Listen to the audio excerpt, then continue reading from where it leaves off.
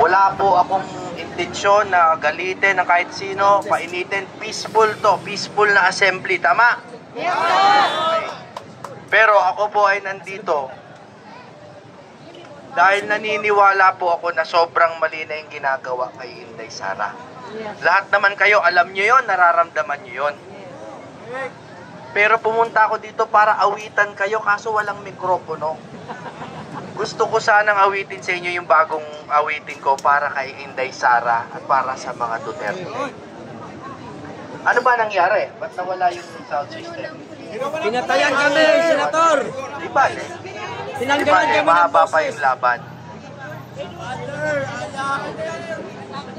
Okay. Unang paalala po. Alam ko naman lahat tayo mapayapa dito and I think yan ay talagang katangian ng mga Duterte supporter. Alam ko. Pero hindi naman po ibig sabihin na hindi natin ilalabas yung totoo nating saloobin. Yung pagtutol natin sa ginagawa nila sa Kongreso. Tama! Tama? Okay. Napakahirap po gawin ito, pero sabi nila, love your enemies. Paano natin mamahalin yung enemies? Subukan natin, ipagdasal natin na maliwanagan yung Kongreso.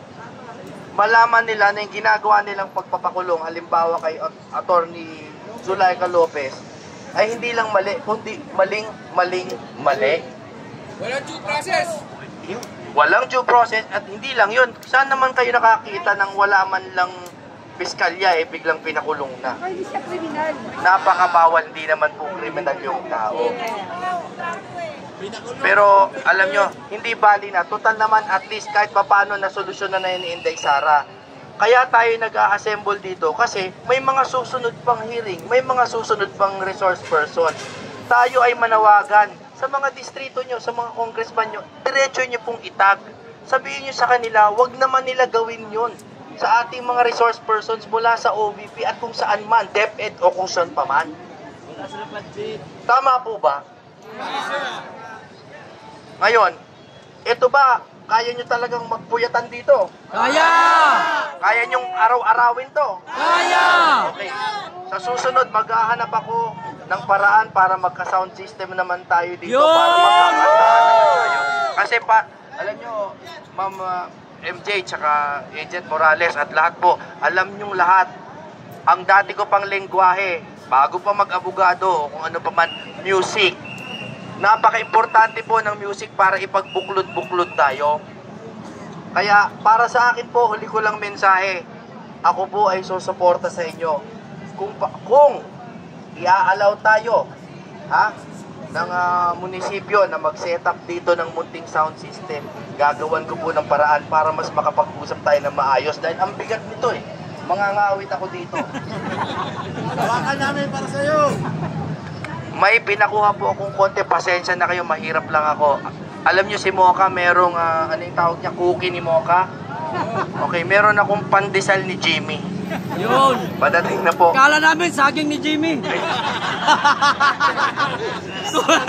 Baka MTRCB ang dumating dito. Kayo po ba ay naniniwala sa sinabi ng Pangulo natin na ipatitigil niya yung impeachment?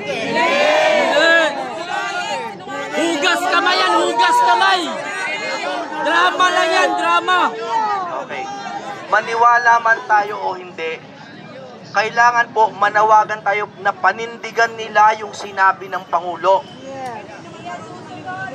Alam ko, pero kahit na na makukuha natin na salita sa kanila, na para panindigan nila, gawin po natin, bugbugin natin ang social media, hindi lang po dito. Kasi ang totoo pong laban ngayon, sa totoo lang, kalsada at social media. Correct! Kailangan panindigan nila yun. Huwag nilang babaliin yun. Yun na lang po ang huling sinulit. Kaya tayo ay nagtitimpi pa dahil kahit papano meron din silang pinapakitang pagtitimpi. Pagdasal po natin sila na sana panindigan nila na wala talagang impeachment na mangyayari. Okay? Maraming salamat po. Magkita pa tayo. Hindi naman ako aalis. Sa susunod po, magdadala ako ng mas maganda-gandang mikropono para magkantahan po tayo at magdasal po tayo. Para sa akin, lahat ng rally ay prayer rally. Correct. Magdasal po natin si Inday Sara. Magdasal natin pati si BBM. Magdasal natin si Romualdez. Bakit hindi? At magdasal natin ang bayang Pilipinas. Maraming salamat po. Senator Jimmy, dahil nga po ako matagal na po ako sumusubaybay sa inyo at sa inyong mga music. Ramdam ko po na maganda po itong gusto nyo pinabas na Senator Jimmy, baka naman pasabihin lang ng content trailer about doon kung ano talaga doon. Gawin natin tong tulaan muna, tulaan. Yan. Tula muna, tapos parinig, kumalay nyo, marinig natin ng paganyan. Yan, pwede. Kawawa naman tayo. Naawa ako sa atin, Ma'am MJ. Kaya nyo pa makinig? Kaya! Okay. Kung mapapansin nyo po, yung demokrasya, sa bawat pagpalit po ng gobyerno ay nag-iiba ng mukha. Kung minsan parang natatapakan. Bagamat ang tingin nila kay Pangulong Duterte dati, parang kala mo kung sinong authoritarian o diktador, parang sa kanya yata walang tinapakan talaga. Sa totoo lang, no? Wala hong inawat magsalita, 6 years siyang binugbog. Pero hindi niya tinapakan. Bakit po? Nag-usap po kami dati ng Pangulo at sa English niya sinabi, no? Kaya umuulan na, kaya niyo pa? Kaya pa! Sige, sabay-sabay tayo magkasakit. Wala. Ha? Atras? Hindi nyo pala kaya eh. Joke lang yan, attorney! Okay na po, okay na po. Kailangan lahat. Kung lililim isa, lilim lahat. Okay, okay. Mahal na kasi ang kulkal, mura ang pulburon. Ito. Okay, ito. Tama. Okay. Yun pong sinasabi ni Pangulo dati sa akin. Yung democracy daw, sa English siya sinabi. Parang, sige. Atras pa kayo, atras pa. Yan. Okay lang mainit, basta wag maulanan. Okay. Ang sabi po niya, yung democracy is like a parang fragile flower, ang sabi niya. Fragile flower, para bang kumbaga bulaklak na parang sa kahit anong pagkakataon, biglang pwedeng mamatay, mabubot. Tin-translate ko lang yon. Kasi po, nung bumisita po kami kay Attorney Zulaika Lopez, ang tapang po na abogado niyan, pero nandun siya sa kama, parang siya yung, para ba siyang simbolo ng demokrasya na unti-unting tinatapakan? No? So, na-inspire po ako magsulat nitong Mahinhing Bulaklak. Yun po yung title, Mahinhing Bulaklak. May internet ba kayo ngayon? Meron? Okay. Babasahin ko, baka tulugan niyo ako, ha? Hindi. Sige. Tulugan.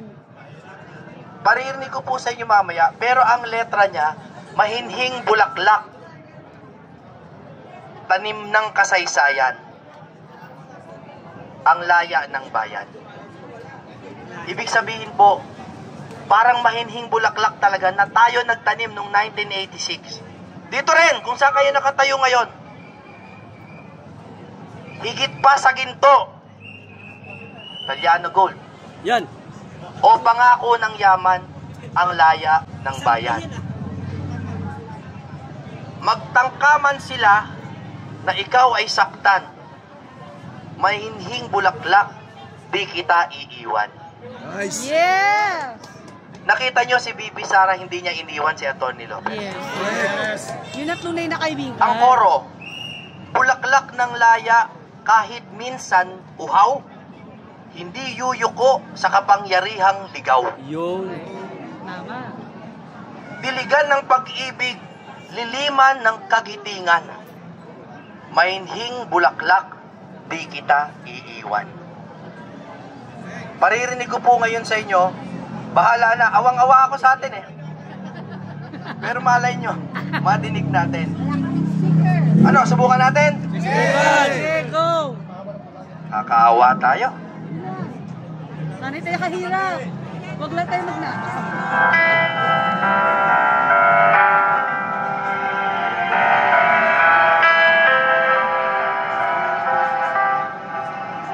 Mahiling bulaklak, tanim ng kasaysayan. Hindi man yan. Ang laya. Ang daming bulaklak sa likod.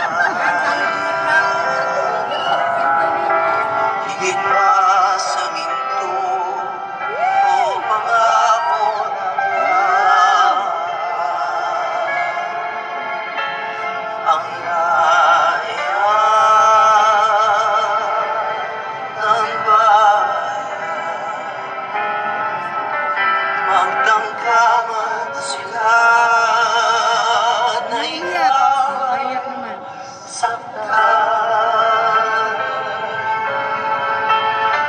Mahiling bulaklak, di kita iiwan. Bulaklak ang laya kahit sa buhaw. Hindi uyuko sa kapangyarihan ikaw. Hiligan ng pag-ibig, hiligan ng pag-ibig.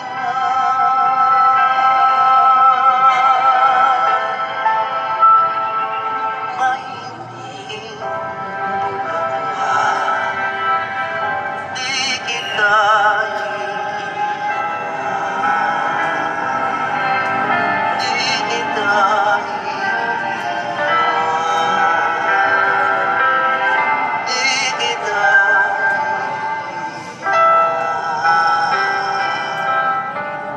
O tama na yan, baka mag ano tayo dito, makatulog kayo.